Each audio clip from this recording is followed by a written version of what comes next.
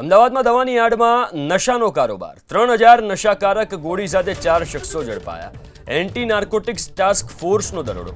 રાયખડમાં રિક્ષામાં ઝડપાઈ નશાકારક ટેબ્લેટ। 12.56 લાખનો મુદ્દામાલ જપ્ત કરાયો છે। તો અમદાવાદમાં દવાની આડમાં નશાનો કારોબાર ઝડપાયો। 3000 નશાકારક ગોળી સાથે 4 શખ્સોને ઝડપી પાડવામાં આવ્યા છે। એન્ટી નાર્કોટિક્સ ટાસ્ક ફોર્સે દરોડા પાડ્યા અને રાયખડમાં એક રિક્ષામાંથી આ ટેબ્લેટ ઝડપાઈ છે।